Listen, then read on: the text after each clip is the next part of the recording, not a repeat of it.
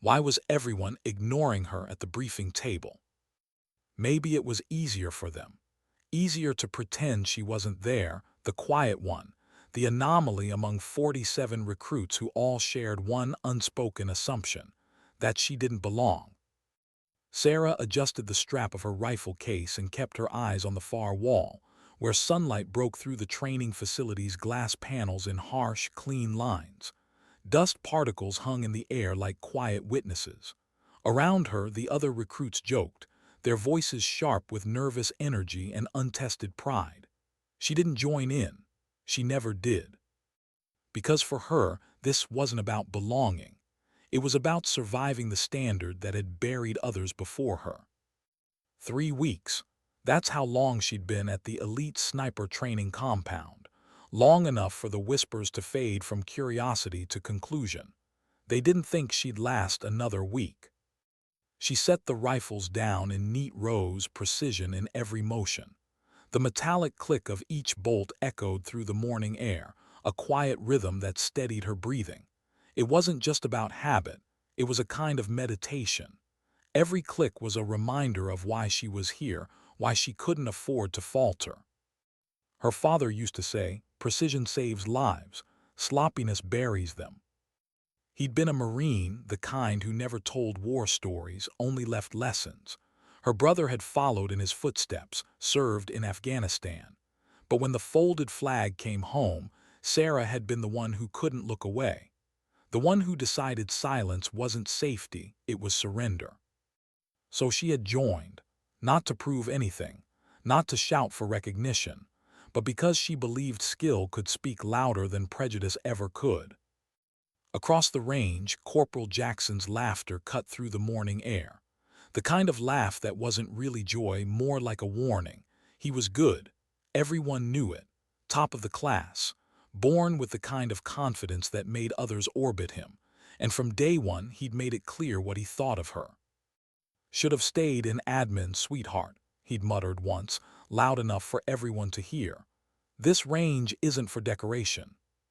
Sarah hadn't looked up then. She hadn't needed to. She just kept working, aligning scopes, cleaning chambers, measuring angles. Because when words aim to break you, silence becomes your armor. Sergeant Martinez's voice cut through the chatter. "Targets are up, positions assigned, you'll fire in sequence. No second chances. Accuracy determines who stays and who washes out. Move." The group snapped to attention. Sarah slung her rifle and moved to her lane, the dust crunching under her boots. The air smelled of oil, sweat, and the faint sweetness of desert wind. She knelt, the weapon steady against her shoulder, familiar, heavy, alive. This was her world now. Numbers, breath, wind. Everything else, judgment, gossip, expectation, dissolved at the edge of her sight picture. Her first 3 shots cracked through the silence. 1, dead center. 2, center again. 3, a perfect cluster. Through the spotting scope, Sergeant Martinez gave the slightest nod. It wasn't approval, just acknowledgement. In this place, that meant everything. To her left, Recruit Thompson cursed softly, his shots drifting left. A rookie mistake. Breath out too soon. To her right, Jackson's rhythm was easy, confident, unhurried. He didn't even glance her way, but she could feel his awareness like static in the air. The morning moved in waves of sound, the crack of rifles, the shuffle of boots, the quiet cursing of failure. The sun climbed higher, casting long shadows across the range. Sweat traced slow paths down Sarah's temple, but her breathing stayed even. She didn't let the heat get in, didn't let the eyes behind her matter. At 200 meters, she adjusted for wind, subtle, shifting from left to right. She dialed her correction and exhaled. Another hit, then another, tight groupings, perfect execution. The rifle became an extension of her pulse. The world narrowed into the crosshairs, and for a few precious seconds there was no doubt, no judgment, just control. But control never lasts long here. Jackson moved up to the 400-meter line, grinning as he loaded fresh rounds. The others watched him the way people watch someone about to perform something impossible. His shots came in smooth succession, every one a clean hit. He wasn't just good, he was effortless. "Watch and learn," someone whispered behind Sarah. She ignored it, finishing her own sequence. When Sergeant Martinez called ceasefire, she stood and cleared her weapon, methodical as ever. Around her, recruits checked scores. Her name was already on the list, top 5. Jackson was number 1. Of course he was. He walked past her on the way to the scoring table, pausing just long enough to glance at her targets. "Not bad," he said, "for a warm-up." She didn't reply, didn't even blink, just continued wiping down her rifle, slow and steady. But inside something shifted, not anger, not pride, just a decision. She'd been quiet long enough. By noon the targets were moved back. 500 meters, wind picking up, a trickster now, gusting in uneven patterns. Martinez briefed them again, but most weren't listening. They were watching the flags, calculating invisible math that separated average shooters from snipers. Sarah knelt again. The ground was hot through her knees.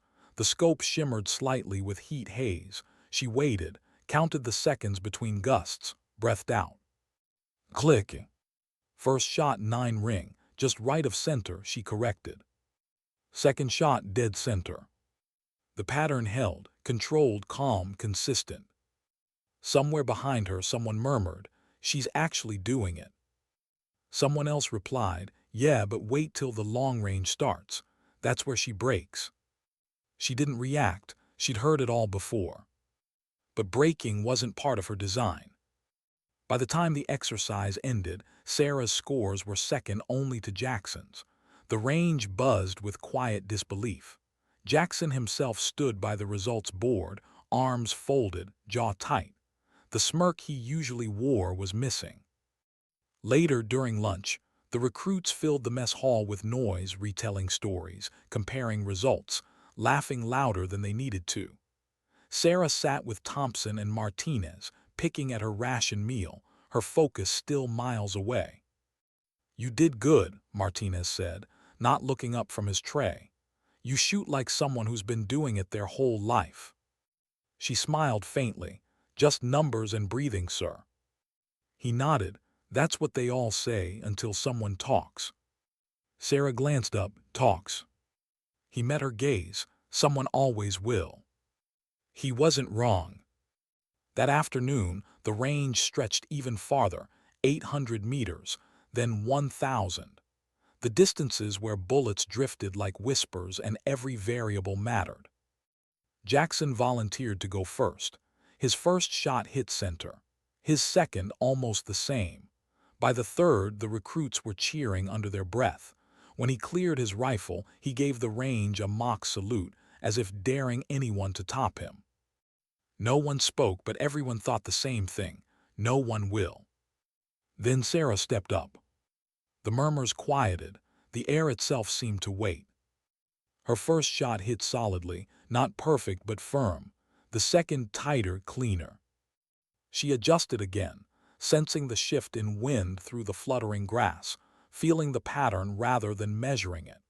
Years of precision work as an engineer had trained her for this, seeing invisible geometry in motion. As she lined up her third shot, she felt a shadow at her shoulder. Jackson had walked up behind the observers, watching. She could feel his smirk before she saw it. "Let's see you hit this, rookie," he called, his voice slicing through the silence. The world froze. Everyone turned. Even Sergeant Martinez hesitated. Sarah's heartbeat didn't spike, it slowed. Her breath fell into rhythm. She looked down the scope, one eye closed, one open. The 1,000-meter target blurred, then steadied. The crosshair drifted, then settled, right at the heart of the silhouette. Her finger brushed the trigger, smooth pressure, controlled. The rifle roared. And silence followed, the kind that doesn't just fall but waits. Then through the spotting scope, dead center hit. No one spoke, not even Jackson. Sarah stayed prone, eyes still in the scope, breath steady, body motionless. Because she knew discipline wasn't in the shot. It was in the silence that followed it. When she rose, the recruits parted. Jackson's smirk was gone. Martinez walked over, checked the results himself, then looked at her with something that almost resembled pride. "Well," he said quietly, "looks like you just bought yourself a reputation." She didn't smile, just nodded. Later that night, while others cleaned their rifles or bragged about their scores, Sarah sat alone under the dull light of the maintenance bay, her hands moving automatically, disassembling, cleaning, reassembling. The rifle's metal was cool beneath her fingers, familiar, trustworthy. The day had changed something, not just for the recruits, for her. She had learned that silence wasn't weakness. It was power, the kind that doesn't announce itself, the kind that only speaks through precision. Outside, the wind had picked up again, carrying the faint echo of gunfire from distant training lanes. She paused, staring at her reflection in the rifle's scope. There was no triumph there, no pride, just clarity. She hadn't fired that perfect shot to prove anyone wrong. She'd done it to prove something far simpler, that calm could win in a world built on noise. And that sometimes, the quiet ones, were the ones the world never saw coming. The next morning came early, too early, the kind of dawn that didn't feel like light but interrogation. Sarah's alarm hadn't needed to go off. She was already awake, lying still in her bunk, listening to the sound of boots hitting the concrete floor, lockers slamming, voices rising and fading like ocean waves. For a moment she thought of her mother's voice before she left home. "You don't have to prove anything, Sarah." But out here, everything was proof. The smell of gun oil and instant coffee filled the barracks. Around her, the other recruits were still whispering about the previous day. Not loudly, just enough for her to hear pieces, her name woven into fragments of disbelief. "Did you see it? She actually hit it. Dead center, 1,000 meters." She didn't react, just sat up, tied her boots, and stared at the floor until the chatter faded behind her. When she stepped outside, the morning air cut cold against her face. The range stretched out in quiet, ghostly layers, targets still standing like pale sentinels against the early mist. She liked it better this way, before the noise, before the proving began again. She laid out her equipment under the low hum of generators, checking every screw, every strap. She always worked in silence, a small ritual that grounded her before the day swallowed her whole. Jackson arrived a few minutes later, his boots crunching hard against the gravel.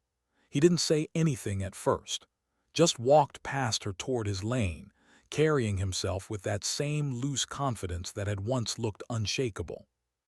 But something had shifted. When he did finally speak, his voice carried less arrogance, more calculation. "You shoot like someone who's done this before," he said, his tone flat. Sarah didn't look up. "I just listen," she said quietly. "The wind talks more than people do." Jackson smirked, though not like before. Cute philosophy, but out there, wind doesn't care who listens. It kills the loud ones and ignores the rest. She didn't answer, didn't need to. Some people filled silence with noise, she filled it with aim. Sergeant Martinez's voice broke the tension. "Today's focus, field movement and variable engagement. Targets won't wait. You'll move, adjust, fire, and relocate. Same rules, accuracy defines survival." They all knew what that meant. The exercise wasn't about shooting anymore. It was about composure under fatigue, precision while the body screamed. The sun was already high when the first round began. Recruits sprinted, dove, crawled, fired. The air pulsed with dust and adrenaline. Sarah kept low, moving through the dirt with practiced control. Her breaths came slow, measured. The rifle stayed close, not carried but cradled like something alive. Each time she fired, the world fell away. Each time she moved, the world returned, harsh, loud, unrelenting. Sweat burned her eyes, dust coated her throat, but her focus didn't waver. Halfway through the drill, a gust of wind caught her off guard, sudden, slicing sideways. Her shot drifted wide. Not a miss, but not perfect. It gnawed at her. She recalibrated quickly, feeling her pulse push against the scope. The next shot landed true, dead center again. But the rhythm had changed. Something inside her was pushing harder than before. When the final whistle blew, she fell back onto her heels, breathing deep, her heart hammering against the fabric of her uniform. Around her, recruits were panting, wiping sweat, comparing scores. Martinez moved down the line, clipboard in hand.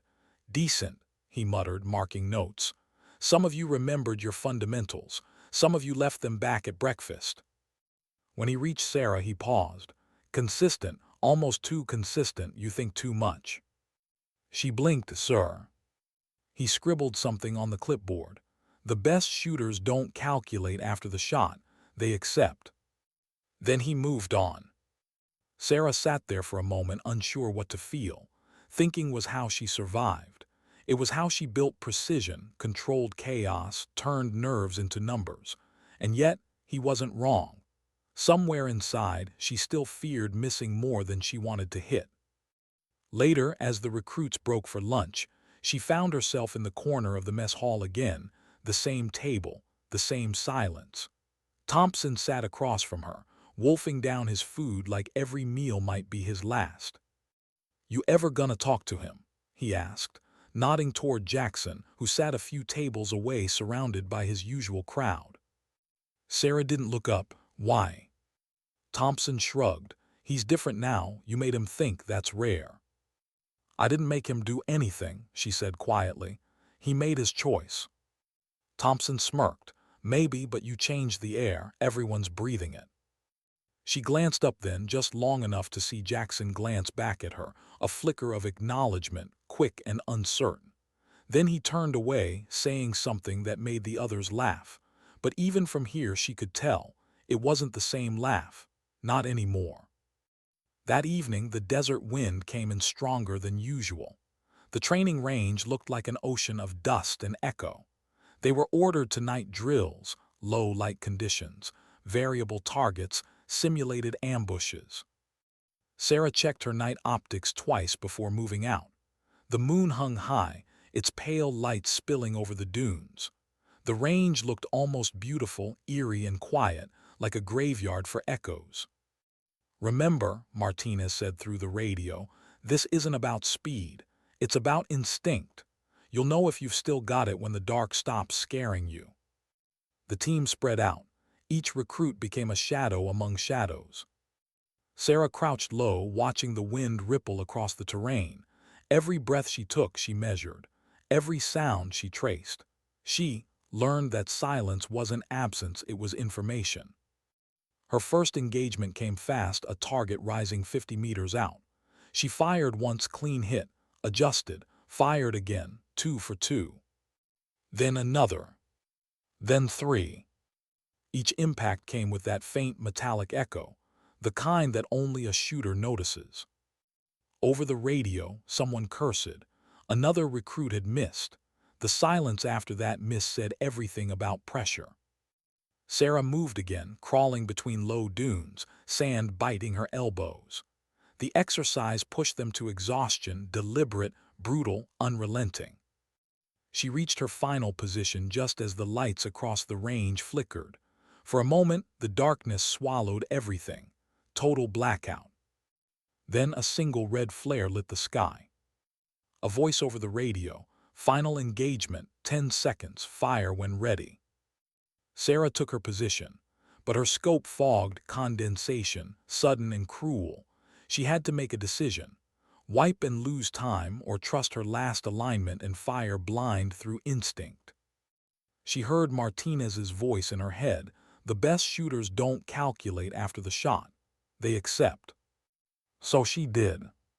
She aimed where the memory of the target had been, counted the rhythm of the wind, 1, 2, 3, and squeezed. The rifle kicked. Then silence. A moment later, the faint clang of steel. She'd hit it perfect. When the flare died, the darkness returned, but she didn't feel lost in it. She felt steady. The debrief that night was quiet. Everyone was too tired for bravado. Martinez stood at the front of the tent, scanning faces under the dull light of a lantern. "Half of you shot like you were afraid of the dark," he said. "Half of you were. The difference? Trust. You can't see trust, but you can feel it in the trigger." He didn't say names, but when his gaze passed over Sarah, it lingered. Jackson, sitting a few rows away, caught it too. After dismissal, she stayed behind, packing her gear. Jackson approached her slowly, his boots crunching in the dust. "Was that you who hit the last flare target?" he asked. She didn't look up. "Does it matter?" He crossed his arms. "Yeah, it does." There was no smirk this time. No edge. Just curiosity, maybe even respect. "You ever think about what comes after this?" he asked. "After all the noise?" She wiped down her rifle, the cloth catching the faint reflection of lantern light. "Noise always comes back," she said softly. "You just learn how not to listen." He nodded, thoughtful, almost solemn. "You know, most of us shoot to prove something." "And you?" He hesitated. "I used to shoot to be seen." She glanced up at him, studying his face, the kind of face that had always looked sure of itself. But tonight, under the flickering light, he just looked tired. She said quietly, "Maybe that's the difference. I shoot to remember." He frowned slightly. "Remember what?" Her eyes drifted past him to the open desert. "That silence isn't weakness. It's focus. It's what's left when the world stops talking." For a moment, neither of them spoke. The air between them carried something unspoken, not rivalry anymore, but recognition. When he finally walked away, she stayed where she was, watching the horizon until the first hint of dawn touched the sand.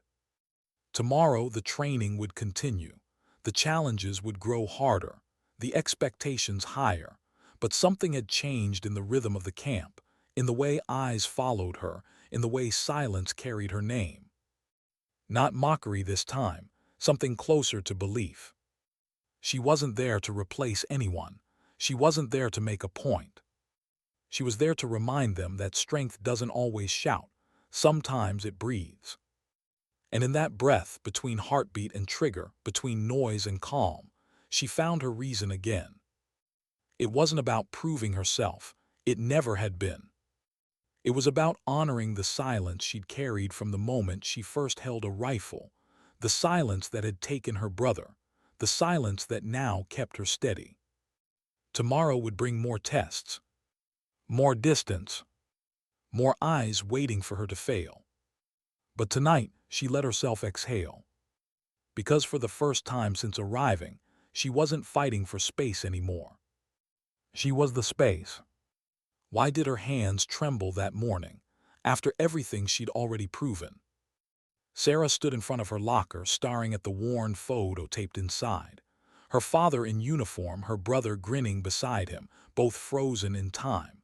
It had been years since that picture was taken, but their eyes still carried the same conviction she fought to understand. What had driven them? Honor, duty, or just the need to be something unbreakable in a world that never stopped testing them? She slipped the photo into her breast pocket. Some things weren't meant to be left behind. Outside, the air was sharp, still carrying the chill of dawn. Recruits assembled in silence, boots aligned, weapons slung. Today wasn't about the range. It was their first simulation, real terrain, live movement, real consequence. Sergeant Martinez paced slowly before them. "Today, you'll move as teams. Observation, distance, coordination. Your targets will be unknown until you find them. You'll track, identify, confirm, and execute. That's what separates marksmen from snipers, decision under silence." The words hung in the air like a verdict. Jackson stood at the far end of the line, his expression calm but unreadable. Sarah caught his eye for the briefest moment, no smirk, no mockery, just acknowledgement. Whatever rivalry they'd once had turned into something else, something defined by mutual pressure. As they loaded into the transport vehicles, Sarah glanced across the open desert where the sun was beginning to rise. The world out there looked endless, but she'd learned that range didn't intimidate her anymore. Uncertainty did.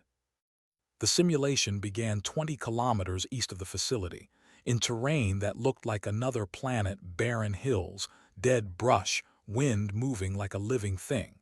Each team was assigned a different grid. Sarah's group included Thompson and two others. Jackson's team operated parallel to theirs, visible only as moving dots on the horizon. The objective: locate a hidden target convoy before extraction. They had 6 hours. The first 2 hours passed in silence, punctuated only by the crunch of gravel under boots and the occasional whisper of wind across metal. Sarah moved ahead of the team, scanning the terrain through her scope, marking landmarks, mapping distances in her head. She didn't talk much, didn't need to. Her mind worked in quiet calculations. Angles, shadows, sound, every detail mattered. At the 3-hour mark, Thompson tapped her shoulder. "Movement," he whispered. She followed his line of sight, faint dust trails rising 2 ridges away. Through the scope, she saw them. Target vehicles disguised in camouflage netting, faint heat signatures shimmering in the sun. "Got 'em," she murmured. 2 trucks, stationary, no visible guards. "Could be bait," Thompson said. Sarah nodded. "Or could be what we're here for." She adjusted her scope, marking the wind. The shot was possible, difficult but possible. She calculated for distance, elevation, heat distortion. Her breath slowed, her heart rate steady. She could do this. But then she noticed something. A flicker of movement behind the trucks, too small, too subtle to be part of the simulation's scripted targets. She zoomed in. A figure. Civilian clothing, not holding a weapon. Her hand froze on the trigger. "Sarah," Thompson whispered, "you've got the shot, take it." She hesitated. Something about that movement, the way the person crouched, shielding their face, it didn't fit. "Not yet," she whispered. "What are you doing? We'll miss our window." "Quiet." Her eyes locked on the target again. The figure shifted, stumbling closer to the convoy, revealing the outline of a recording device, not a gun, not even a prop. A spotter and evaluator, part of the test. If she'd fired, she would have hit them. Her pulse quickened as the radio crackled to life. "Team Bravo, hold fire," Martinez's voice ordered, calm but sharp. "Observation integrity test complete." Thompson exhaled. "You saw that?" "Yeah," she said softly, "I saw it." When Martinez's vehicle approached minutes later, his expression was unreadable. He stepped out, scanning the team. "You identified a civilian pattern under combat conditions. You didn't shoot. That's judgment, not luck." His eyes lingered on Sarah. "You think before you fire, don't lose that." As he walked away, Jackson's team appeared on the next ridge over. He gave her a long look across the distance, like he'd heard the whole exchange through the radio. He raised a single hand in acknowledgement before turning back to his group. The simulation resumed, and they completed their objective with precision, tracking, relocating, and identifying secondary targets without error. But Sarah couldn't shake what had just happened. Because for a few seconds, she had nearly pulled the trigger on someone who wasn't supposed to die. Back at the facility that evening, the debrief was quiet. Martinez kept his tone even, his words measured. "Out there, judgment matters more than accuracy. Accuracy can be trained. Judgment can't. Some of you passed that test. Some of you didn't." Sarah sat still as he spoke. Across the room, Jackson listened too, arms folded, face unreadable. When it was over, he approached her near the armory. "That was you who held your shot, wasn't it?" he asked. She looked at him carefully. "You were listening." He nodded. "Yeah, I was." She hesitated, then asked, "What would you have done?" He didn't answer right away. Then he said quietly, "Yesterday I'd have fired. Today, I don't know." For a long moment, they stood there in the dim corridor, surrounded by rifles, gear, and the faint hum of fluorescent lights. There was no competition left in his voice now, only honesty. "Guess we're both still learning," Sarah said. Jackson gave a faint nod. "That's the problem with this job. Learning usually means someone bleeds first. He turned and walked away. That night sleep didn't come easy. Sarah lay awake, staring at the ceiling, hearing her brother's voice in memory, faint, almost forgotten. Out there, hesitation kills, but so does blindness. Maybe that was the balance she was trying to find. Not just how to shoot, but when not to. Days passed. The simulations grew harder. Weather changed, brutal heat by day, freezing wind by night. Fatigue crept in like a slow poison, dulling the edge of even the best shooters. But Sarah kept her rhythm. Breathe, align, control, execute. The other recruits started noticing it too, not just her accuracy, but her calm. The way she handled pressure like it was another piece of equipment. During one of the final evaluations, Martinez gathered them for a pre-mission briefing. Tomorrow's scenario will be live-fire coordination between units. You'll engage moving targets across urban terrain. Stress conditions will be extreme. Don't think about scores. Think about survival. The next morning, the facility transformed into a combat zone. Concrete barriers, broken windows, simulated enemy fire echoing through the air. Sarah moved through the maze of debris with calculated precision, covering angles, communicating with Thompson through hand signals. The training rifle kicked harder today, deliberate, designed to simulate recoil and adrenaline. Each target popped up for mere seconds, each decision instant. Halfway through the run, she saw movement on the upper floor of a ruined structure. She swung her rifle up, scope locking on the faint silhouette of a helmet. The shot was perfect, easy, but something felt off again, the stillness of the figure, the positioning. She waited 3 seconds. Then the target dropped, a mechanical decoy. She smiled faintly. "Nice try," she whispered. When the run ended, Martinez called the results. Top performers, Jackson, Sarah, Thompson. Applause broke out, genuine this time. Even Jackson gave her a brief nod of respect before walking off to the range. That evening, the camp felt different. The rivalry that had once divided them now seemed to unify them under something deeper, the shared understanding of what it meant to be precise in a world built on chaos. Sarah sat alone under the hangar lights, cleaning her rifle again. She wasn't thinking about scores or ranks anymore. She was thinking about responsibility, about what it meant to hold that much power in her hands, the kind that could end or spare a life within a heartbeat. She remembered Martinez's words, "Judgment can't be trained." Maybe it couldn't, but it could be chosen. As the wind moved across the open field outside, she thought about how far she'd come from that first day, the whispers, the doubts, the taunts. She had learned that silence wasn't just armor, it was clarity. And clarity was rare in this world. When she finally stood to leave, she looked back at the rifle resting on the table, clean, reassembled, waiting. She thought about the moment she'd nearly fired on the evaluator, how close she'd come to making a decision she could never take back. That hesitation had saved her. But someday, hesitation might cost someone else their life. That thought haunted her, not with fear but with the weight of understanding. Because being a sniper wasn't about perfection. It was about knowing which part of your soul to silence when the moment demanded it. Outside, the horizon burned with the last traces of daylight, the kind of orange that looks almost like blood when it fades.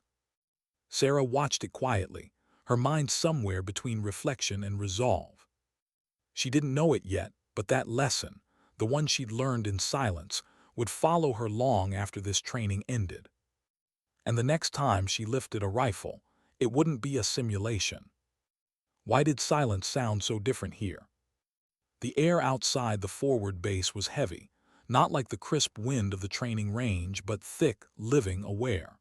Every sound carried weight. Every breath tasted of dust, oil, and something metallic. Sarah stood at the edge of the airstrip, her pack resting against her boots. The world around her moved with quiet precision, soldiers checking equipment, loading vehicles, shouting coordinates over the noise of rotors. But her mind was somewhere else, caught between calm and disbelief. She had been selected. Advanced sniper operations, deployment ready. 3 months ago, she'd been the silent newcomer. Now, she was standing at the threshold of something far greater and far heavier.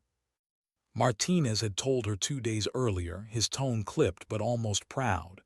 You earned this, not because you're perfect, because you don't crack. He hadn't smiled, he didn't need to. Now standing under the fading light of evening, Sarah watched as the helicopter blades began to turn. She felt the vibration in her chest, that low, rising hum that seemed to sync with her heartbeat. Jackson walked up beside her, helmet under his arm, expression unreadable. So, he said, you ready to trade dust for dirt? She smirked faintly, didn't realize there was a difference. There is, he said, one sticks longer. For the first time, there was no arrogance in his tone, just familiarity. They had both been selected for the same unit, elite reconnaissance detail, field deployment within the month. She still wasn't sure how to feel about that. Inside the helicopter, the seats vibrated as the engines roared to life. The sun slipped beneath the horizon, leaving streaks of red and violet across the clouds, colors that felt too beautiful for what they represented. The flight to the training outpost was quiet. Thompson was there too, seated across from her, eyes closed, mouthing silent prayers or maybe equations, she couldn't tell which. Jackson sat beside her, gloved hands resting on his rifle. When they landed, the air was colder. The desert had given way to dry plains, stretching endlessly under a rising moon. Their mission briefing was short, the tone different now, less instructional, more final. Martinez stood at the head of the tent, his face drawn with fatigue. You're not recruits anymore. You're specialists. That means your mistakes don't cost points, they cost lives. He handed out assignment packets. Sarah's was marked Target Acquisition and Counter-Sniper Support, Operation Sentinel. She read the summary quickly. Forward observation post, border surveillance, possible insurgent infiltration. Her first live mission. As they prepped equipment, Jackson walked over, his usual confidence replaced by quiet focus. Guess this is it, he said. Guess so. He studied her for a moment. You nervous? She paused, tightening the strap on her pack. Doesn't matter if I am.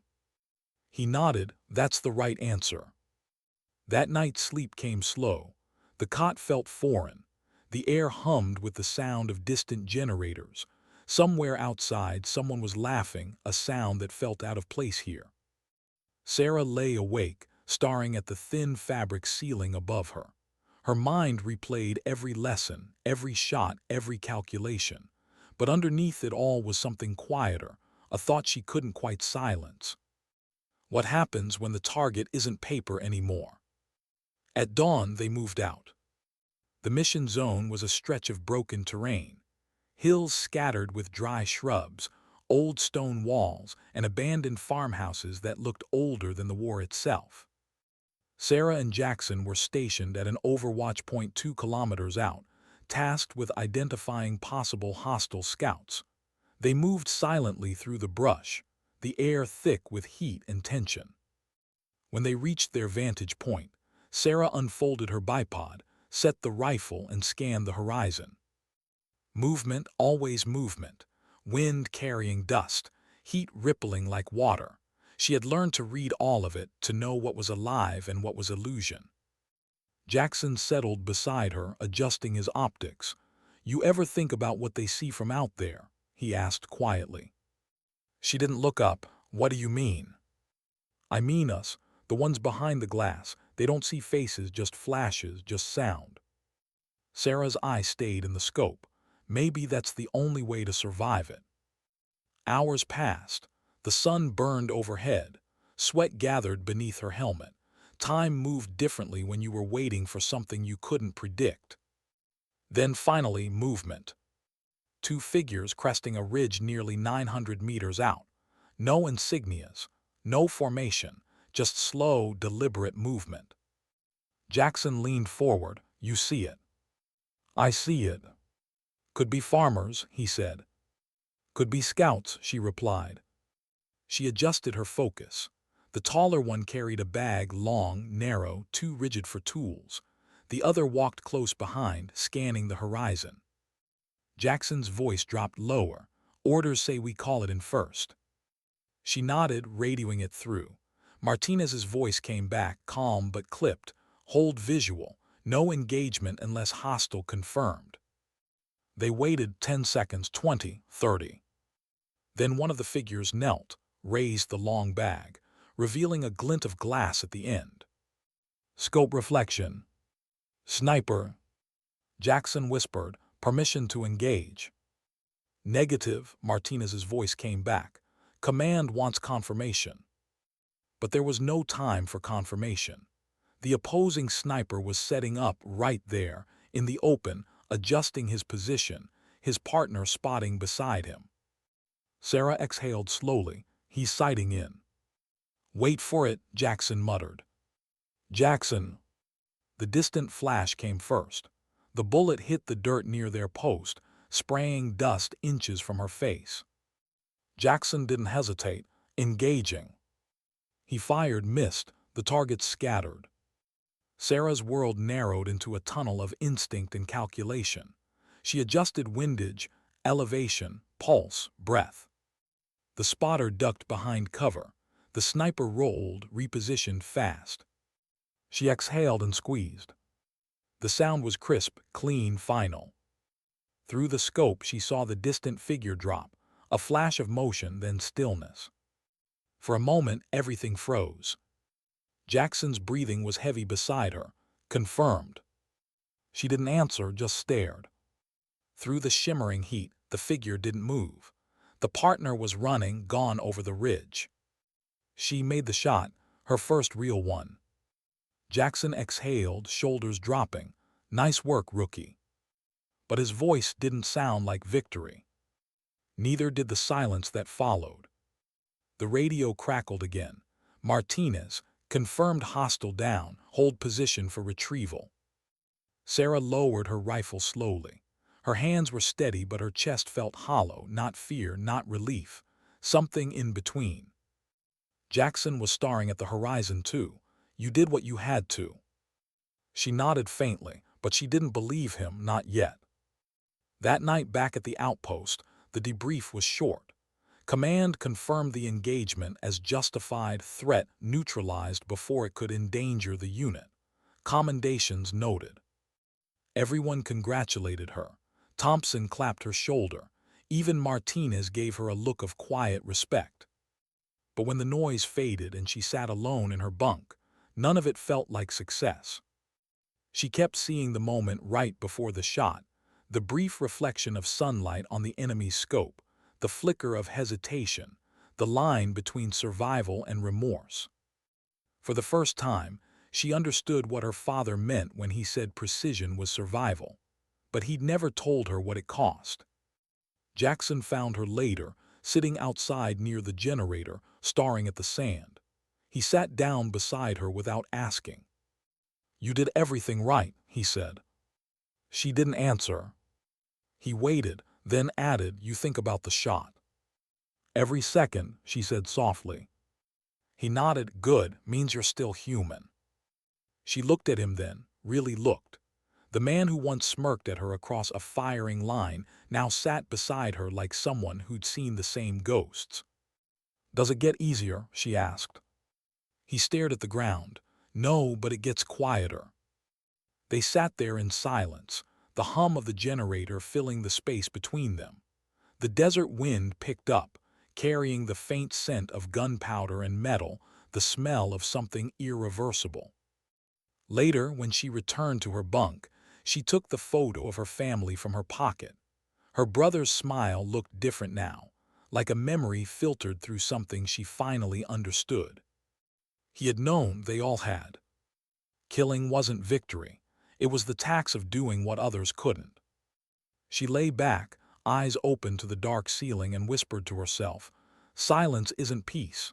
It's the echo of what you can't undo. Outside, the wind moved softly against the tents, the same rhythm that once calmed her on the range. But now it sounded heavier. Because this silence wasn't the same anymore. This silence had weight, and it would follow her long after the mission ended. Why did coming home feel harder than leaving? The aircraft hummed softly as it cut through the night sky, lights flickering across rows of silent faces. Soldiers slept upright, heads against windows, rifles at their knees. The vibration should have been comforting, familiar. But to Sarah, it sounded like distance. Distance between who she had been and who she'd become. Her hands rested in her lap, gloved, still stained faintly with oil and dust. She cleaned her rifle twice before boarding, not because it needed it, because she did.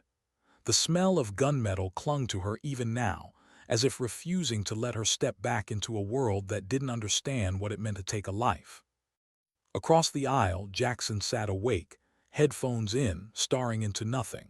His eyes looked the same as they had before the mission, sharp, steady, but something behind them had dimmed. Thompson slept beside him, mouth open slightly, the kind of deep exhaustion that only comes when adrenaline finally drains away. Sarah turned toward the window. The clouds below glowed faintly under moonlight, endless and soft. For a moment, they looked like the rifle smoke she'd seen curling over the dunes hours after her first shot. The memory returned uninvited, the sight through the scope, the recoil, the stillness afterward, the silence that didn't feel like victory. She closed her eyes. When they landed back at base, dawn had just begun to rise, painting the world in muted gold. Soldiers shuffled off the aircraft, the air heavy with fatigue and the faint tang of jet fuel. The commanding officer greeted them with efficiency, no ceremony. "Good work, Sentinel team. You neutralized the threat, no casualties, mission complete." Complete. Such a simple word for something that didn't feel finished. Sarah followed the others through the processing line, handed over equipment, logged her weapon. Each motion mechanical, detached. When she finally stepped into the open air outside the hangar, she exhaled, a long, quiet breath that did nothing to ease the weight pressing against her chest. Jackson found her later near the barracks, his hands shoved deep into his pockets. "They're giving us 48 hours before the next phase," he said. She nodded, "That all?" "Rest, evaluation, maybe some interviews, PR stuff." She looked at him, "PR?" He half smiled. "You're the first woman to qualify for Sentinel Ops. They'll want the story." She didn't respond. The idea of cameras and questions felt foreign, almost obscene. "Don't let them turn it into a headline," Jackson said quietly. "They'll never understand what it actually costs." He started to walk away, then stopped. "You did good out there, Sarah, better than any of us." She waited until he was gone before whispering, "Then why doesn't it feel good?" That night the barracks felt emptier. The noise that used to fill the hallways, laughter, arguments, the constant hum of human energy had dulled. Everyone moved quieter now. The rookies looked at her differently, admiration mixed with something else. Distance. She lay in her bunk, the ceiling fan turning slowly above her, shadows spinning in rhythm. Sleep wouldn't come. Every time she closed her eyes, she saw the ridge, the flash, the way the man dropped. She told herself it was justified, confirmed hostile, threat neutralized, but the part of her that still remembered faces, not targets, couldn't let it go. The next morning she went for a run, not to train but to escape. The air was cool, the horizon endless. Her boots hit the dirt in steady rhythm, breath syncing with the cadence of her heartbeat. By the time she stopped, sweat slicked her neck and her lungs burned. She looked out over the training fields, the same ones where she'd once been a recruit, just another name, another question mark. Now she was the answer everyone talked about. Back at the mess hall, Thompson waved her over. "You're a damn legend now," he said, sliding her a coffee. "They're calling you the ghost of Sentinel." She frowned. "That's not funny." "I'm serious," he said. "Word spreads fast. Even the instructors are quoting you during lessons. Precision under pressure and all that." She stirred her coffee without replying. Thompson leaned in, his voice softer. "You okay?" Sarah looked up. "Would you be?" He didn't answer, just nodded slowly. "Guess none of us ever really are." Later that afternoon, a briefing was called. Martinez stood at the front, expression unreadable. "Command is rotating some of you into new field programs. Advanced testing, special operations screening. Not all of you will go. Some of you will train the next group." He looked directly at Sarah. "Some of you will do both." When the session ended, he caught her on the way out. "Walk with me." They moved through the narrow hallway of the admin building, the sound of boots echoing against concrete. "You did well," Martinez said. "Better than expected." "Thank you, sir." "But you're not sleeping." She stopped. "How?" He shrugged. "You wear it in your eyes. Everyone does after their first." Sarah hesitated. "How long does it last?" He gave a faint smile, the kind that didn't reach his eyes. "As long as you keep counting." She looked at him sharply. "Counting?" He met her gaze. "The number of times you pull the trigger, the number of times you wish you hadn't." He walked away before she could respond. That night she didn't eat. Just sat outside the barracks, knees pulled to her chest, staring at the empty range in the distance. The wind was soft, carrying the faint scent of rain. Jackson joined her quietly, sitting down beside her. Neither spoke for a long time. Finally he said, "You know what the hardest part is?" "What?" "The silence after. You think you'll hear something, a scream, a sound, but there's nothing. Just quiet. Like the world forgets what happened the moment you pull the trigger." Sarah stared at the horizon. "Maybe it's supposed to." He shook his head. "No, that's what makes it worse." They sat there until the lights across the base dimmed, until the night swallowed the color from everything. 2 days later, the interviews began. A small media team from the Defense Department arrived, all clean uniforms and rehearsed smiles. Cameras, microphones, staged questions. They wanted her story, the first female sniper to pass Sentinel qualification and record a confirmed kill. They used words like trailblazer, an example of progress. She sat in the chair beneath the studio lights, the same way she'd sat at the rifle line, still, calm, unreadable. The interviewer smiled politely. "Corporal Sarah Donovan, how does it feel to make history?" She thought of the ridge, the heat shimmer, the figure through the scope. "It doesn't feel like history," she said quietly.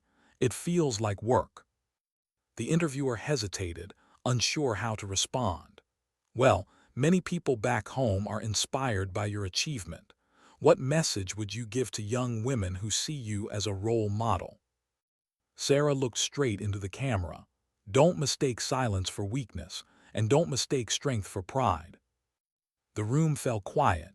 The crew exchanged looks, unsure whether to cut or keep rolling. She stood up before they could ask another question. "That's all I've got." Afterward she sat outside the studio, the desert sun blindingly bright. Jackson found her again, leaning against the wall, arms crossed. "Nice line," he said. "It wasn't a line." He nodded. "I know." He looked off toward the range. "They're going to turn you into a symbol, you know." "Then they're missing the point." "What's the point?" She turned to him, eyes steady. "That dignity doesn't speak, it acts." For a moment, neither said anything. The air between them carried the weight of something understood, not words, not even shared experience, but recognition of what they had both lost and learned. Over the following weeks, life returned to rhythm. Missions came and went. Sarah trained new recruits in precision shooting, her calm demeanor drawing quiet respect. But every night when the base went silent, she still heard that single shot echoing in her head. Not loud, just enough to remind her. One evening, as the sun set over the range, Martinez approached her. "You're up for reassignment," he said. "Special Operations Detachment, real missions. You in?" She didn't answer right away. Her eyes traced the orange horizon, the same color she'd seen the night of her first shot. Finally, she said softly, "Yeah, I'm in."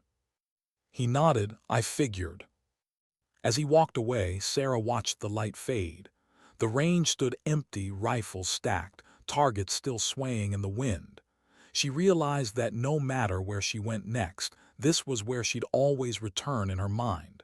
The range, the silence, the distance between who she was and who she'd had to become. And in that stillness, she finally understood what the job really meant. Not victory, not pride, not even survival. It was endurance, the ability to keep breathing after the world went quiet. Why did the air feel heavier tonight? Even before the helicopter touched down, Sarah could sense it, that quiet tension that creeps in before something irreversible happens. The rotors thundered overhead, sending waves of dust spiraling into the dark, while the voice in her headset droned with coordinates and codes. Sentinel-2, confirm position. She pressed the mic, confirmed. This wasn't training anymore. No observation drills, no staged targets. This was a real mission, a classified operation so tightly sealed that even the call signs were temporary. Operation Glasslight. The objective: eliminate a potential threat before it reached civilian territory. No details, no explanations, just coordinates and timing. Jackson sat beside her, helmet on, gaze steady but cold. The glow from the console lights cut across his face, turning his features sharp, older somehow. He didn't look like the man who used to smirk across the range. He looked like someone who'd stopped asking questions. She wished she could say the same. They landed in a dry valley just before dawn, sand, rock, silence. The world smelled of heat and iron. "Sniper team, move to vantage," the commander's voice ordered through comms. "Intel says the convoy will pass within the hour. You'll have limited visibility. Confirm target package before engagement." Standard words, cold ones. Sarah followed Jackson up the ridge, boots sinking into loose sand. Every step felt like walking deeper into something she couldn't name. When they reached their position, she unfolded the bipod, settled into the dirt and scanned through the scope. The landscape stretched endlessly, cracked earth, jagged rocks, the horizon wavering under rising heat. It looked like the training range, but it was. Out here, the wind carried consequence. Jackson lay beside her, silent. For a while, there was nothing but the rhythmic hum of the desert and their shared breathing. Then he spoke, his voice low. "You ever wonder who writes these missions?" Sarah kept her eye on the scope. "Does it matter?" "Used to think it didn't," he said. "Now I'm not so sure." She didn't answer, but his words stayed with her. 30 minutes later, dust clouds appeared in the distance, faint at first, then growing. The convoy. She adjusted the zoom, counting vehicles. 3 trucks, armored, moving slow. Heat distortion blurred the details, but her scope compensated. Jackson's voice came through softly. "Front vehicle's the target. Orders say neutralize driver, disable movement. Then we let command handle the rest." She nodded, aligning her sights, but something caught her eye. The driver. He wasn't wearing combat gear, just a light jacket, unmarked. She shifted her focus. There were passengers in the rear truck, shapes too small, too uncertain. She frowned.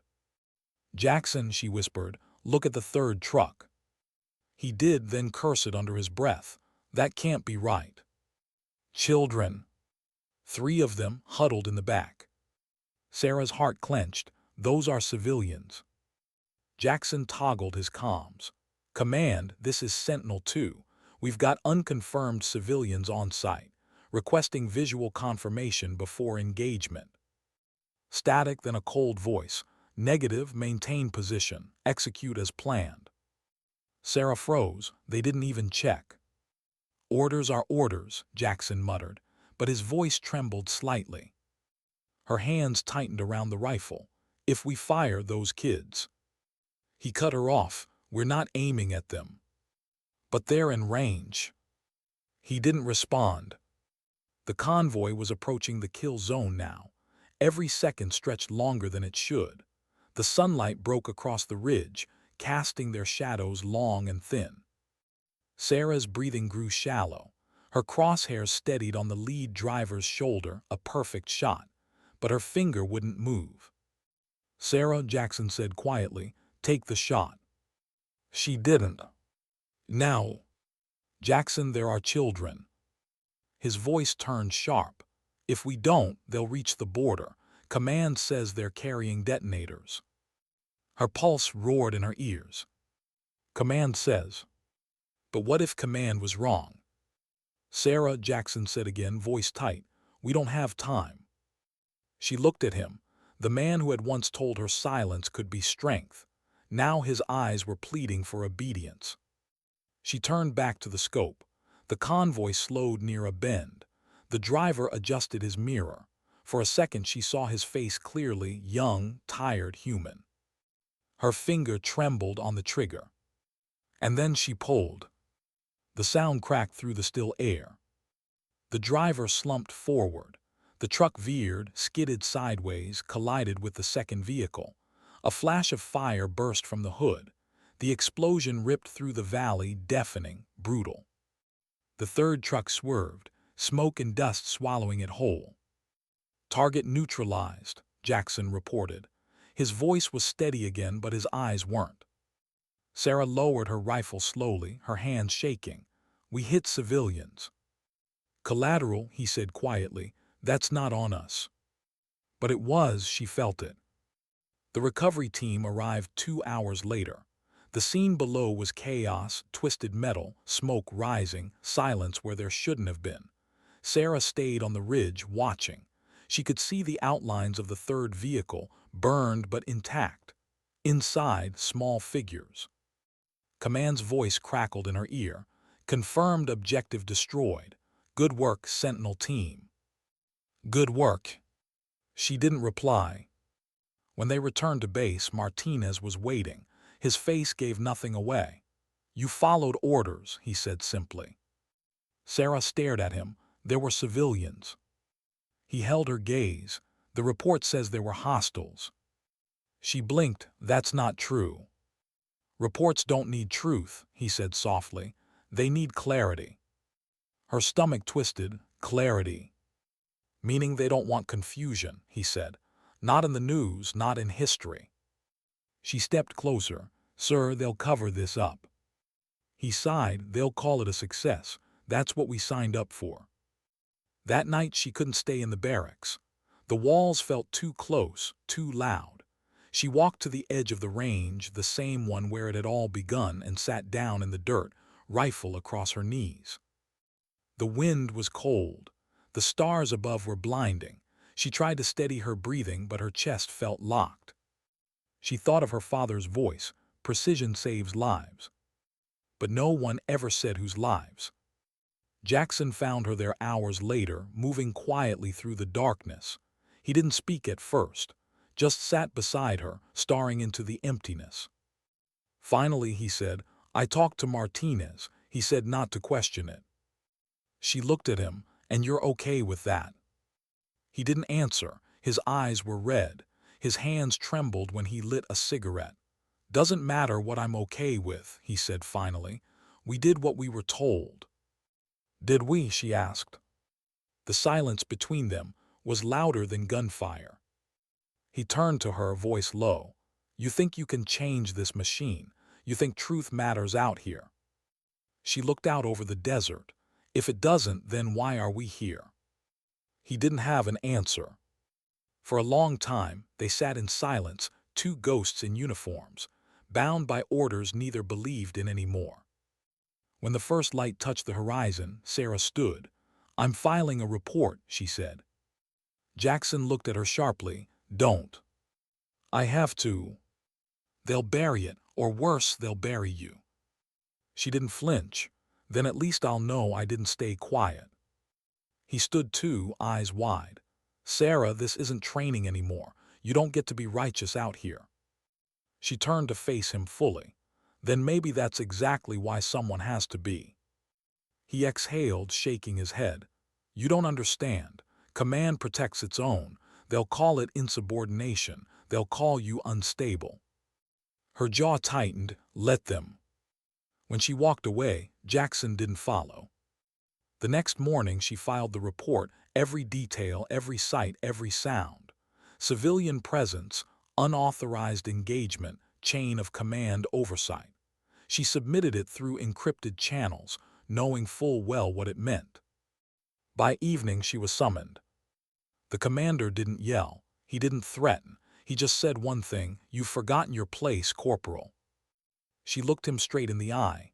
"No, sir, I've just remembered it." When she stepped out of his office, the corridor felt colder. Jackson was waiting at the far end, leaning against the wall, eyes heavy with something between fear and admiration. "They'll come for you," he said quietly. "Maybe," she replied, "but I won't hide from silence anymore." He nodded, then looked away. "You're braver than I am." "No," she said softly, "just tired." That night, as she packed her gear, she realized something profound, something her father and brother had never said, something no training manual could ever teach. Obedience wins wars, but conscience decides who you are after them. And she wasn't ready to lose herself, not yet. Outside, the wind howled through the base, carrying dust and fragments of the past. She looked out across the empty range one last time, the place where she'd first proven herself, the place where she'd once believed silence meant strength. Now she knew better. Sometimes silence wasn't strength. It was complicity. How do you fight a war when the enemy wears your own uniform? The summons came before sunrise. 2 military police at her door, polite but cold, the kind of courtesy that already carries judgment. Sarah packed her duffel without a word. She didn't ask where they were taking her. She already knew. The interrogation wing sat on the far side of the compound, windowless, humming with fluorescent light. The air smelled like paperwork and recycled air, not gunpowder. That alone made her uneasy. They seated her in a narrow room with a table, 2 chairs, and a recorder.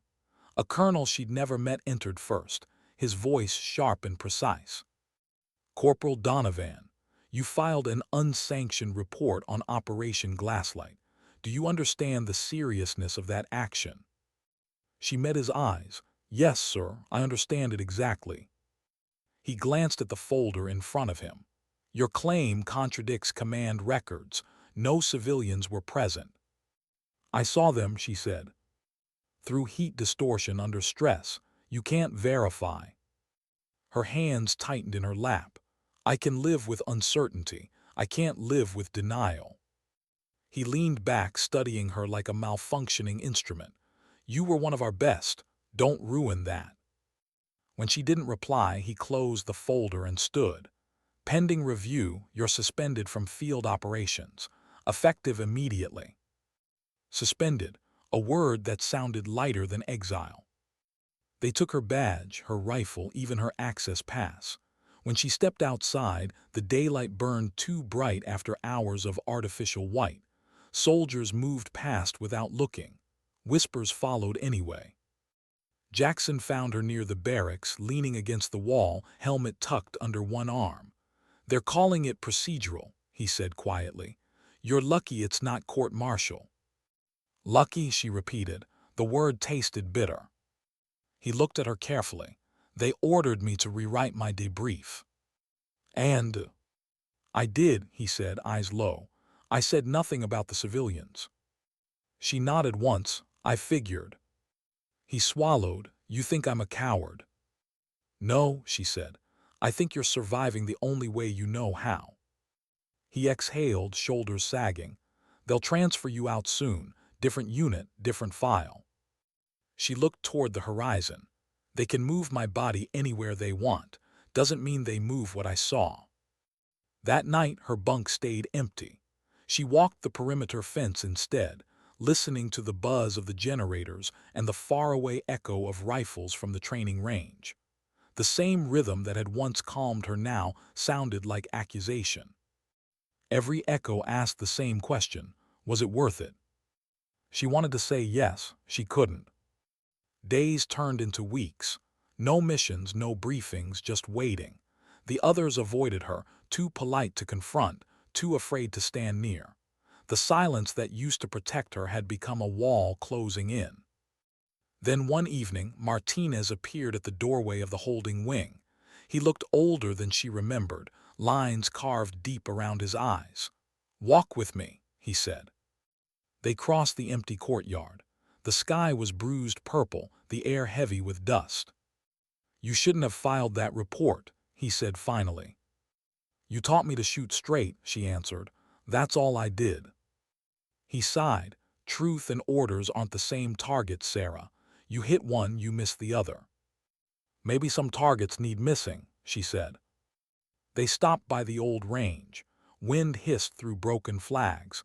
"Command's closing the investigation," he said. "Official finding, successful engagement, no civilian presence." Her chest tightened. "So that's it." He nodded. "That's always it."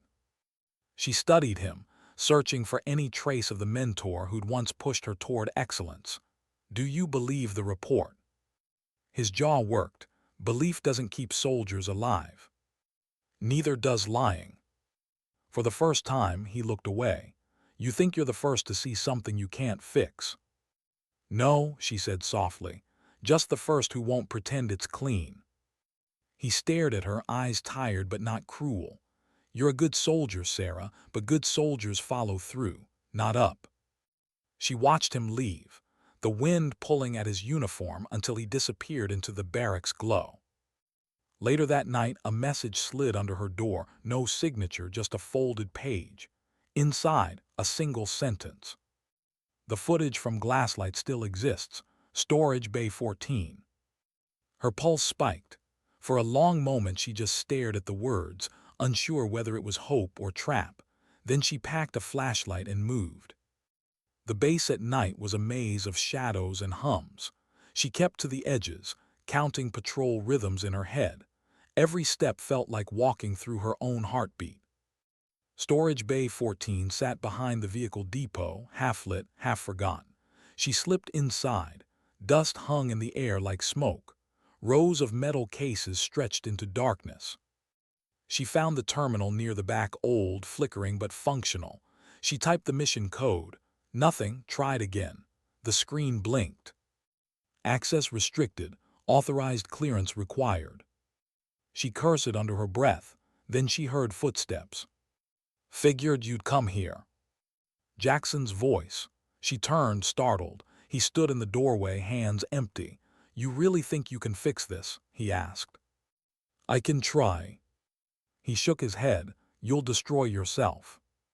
"Then at least I'll know why." He stepped closer. "They already wiped the files, Sarah. I checked." She stared at him. "Then why warn me?" "Because I don't want to watch them tear you apart." The words hung there, simple, human, but behind them was something heavier, resignation. She looked back at the dark screen. "If the evidence is gone, so be it. The truth is." He moved closer, voice almost pleading. "You can't win this fight." "I'm not trying to win," she said. "I'm trying not to forget." For a long moment he said nothing. Then he reached into his pocket and handed her a data chip. "This is all that's left. Drone feed fragment. It shows the third truck before impact." Her breath caught. "Why give it to me?" "Because I can't carry it anymore." She took it, fingers trembling. "You should come with me." He shook his head. "No, my war's already over." When he left, she stood alone in the dim light, the chip warm in her hand. Outside, sirens wailed in the distance.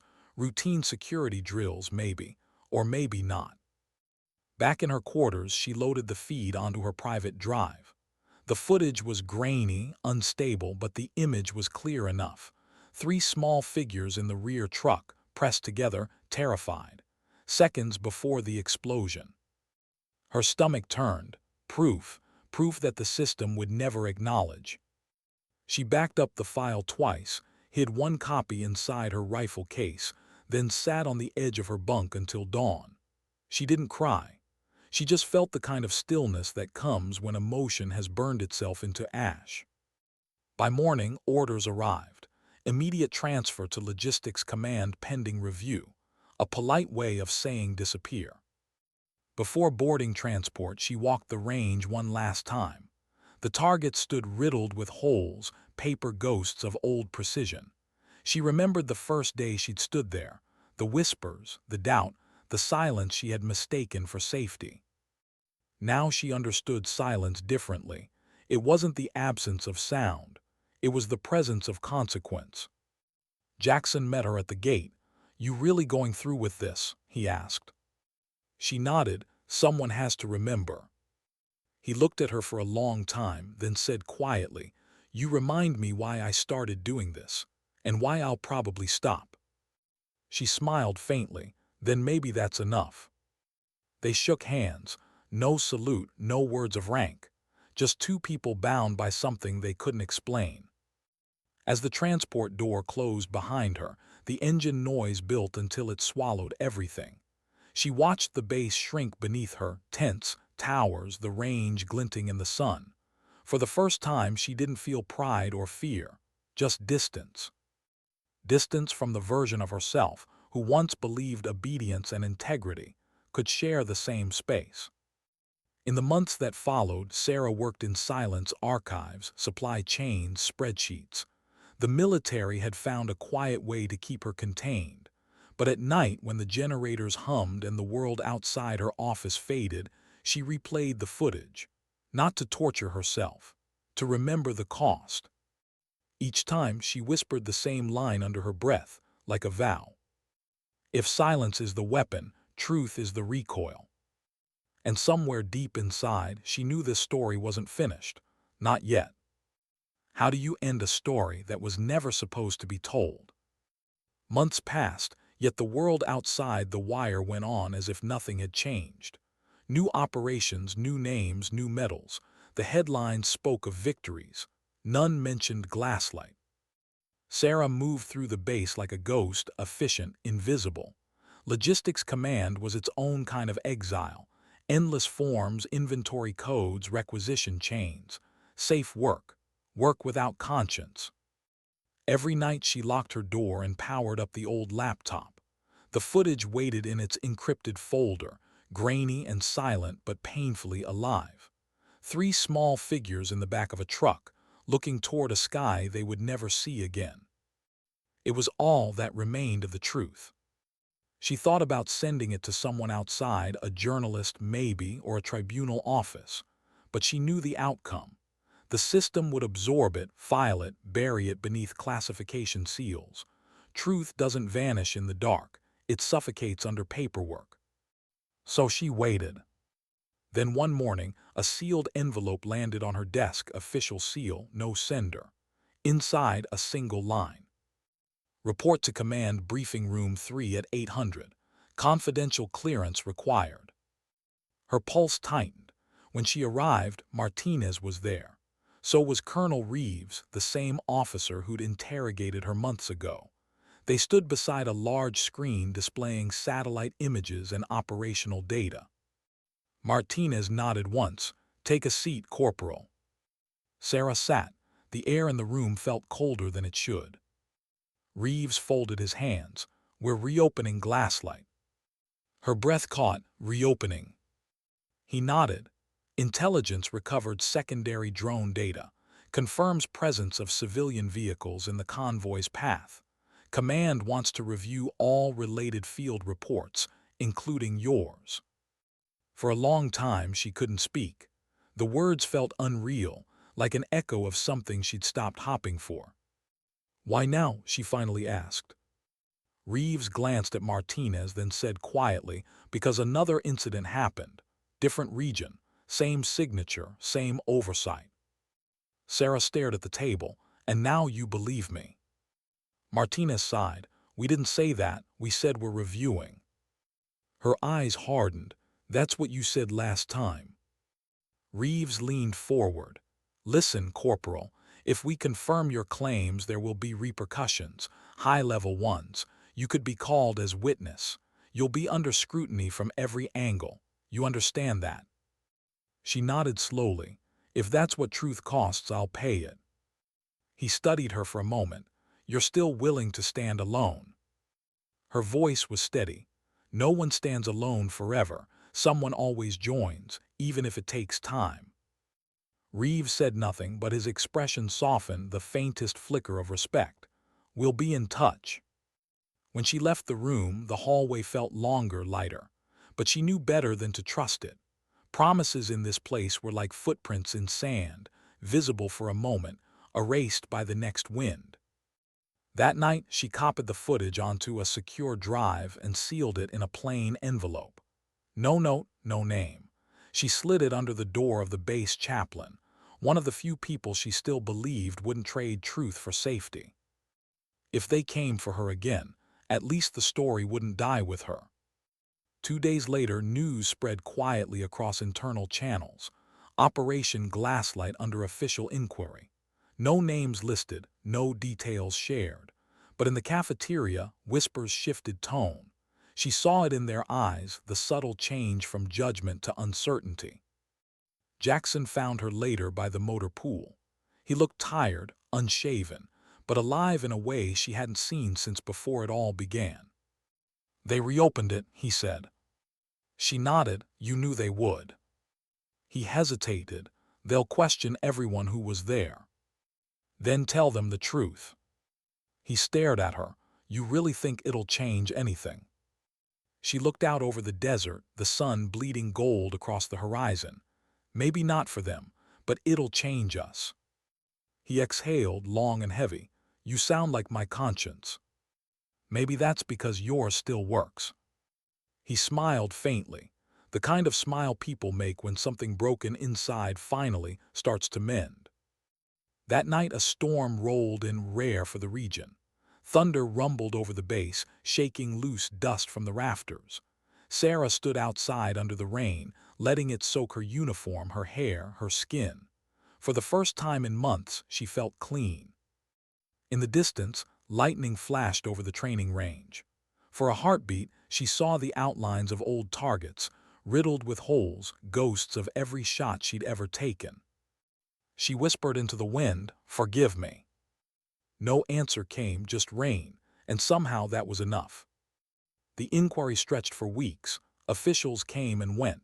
Files surfaced, vanished, resurfaced again.